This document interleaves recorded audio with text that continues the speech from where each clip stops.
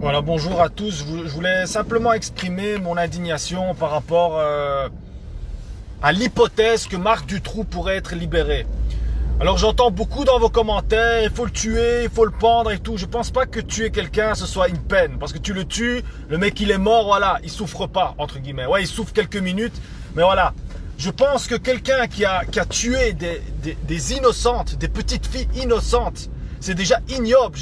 J'imagine même pas la souffrance des familles. Et encore maintenant, parce que perdre un enfant, c'est une douleur qui ne peut pas cicatriser. Je suis désolé, ça ne peut pas cicatriser la douleur d'un enfant.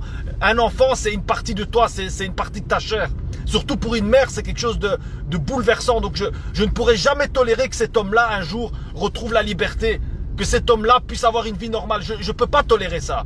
Moi, ce que je voudrais, c'est que simplement cet homme, il finisse sa vie dans les travaux forcés, dans des travaux dangereux, voilà, dans des travaux, voilà, il travaille toute la journée, voilà, il souffre, il se rend bien compte de la connerie qu'il a fait. Mais de le mettre là dans une prison, le mec, il a pris du poids, il en a rien à foutre, il est là, il a PlayStation, il a tout ce qu'il veut dans sa cellule. Donc le mec, il en a rien à battre, il est à l'hôtel.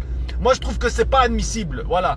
Au jour d'aujourd'hui, voilà, les gens sont convaincus que Marc Dutroux, voilà, c'est le monstre, c'est le pédophile. Ok, c'est un monstre, c'est un pédophile, mais c'est pas juste lui le problème. Il y a un réseau derrière, il y a des gens importants qui sont derrière lui. Il y a même des messes sataniques où on utilise des enfants. Voilà, c'est pas juste Marc Dutroux le problème, parce que quand j'entends parler les gens, ils croient que si Marc Dutroux il est sorti, c'est bon, tous nos enfants sont en danger. Ils sont déjà maintenant en danger. Il y a encore des gens très dangereux qui sont en circulation. Il y a des gens même de haut placés qui prennent nos enfants et qui font je ne sais quoi, des rites sataniques, ils prennent leur sang, ils les vident de leur sang, ils les tuent, je sais pas ce qu'ils font. Il y a des gens, ils utilisent pour vendre des organes. On est dans un monde aujourd'hui où il y a plus de limite dans rien du tout. Il y a plus de limite dans rien du tout. Un monde sans aucune valeur, sans aucune humanité.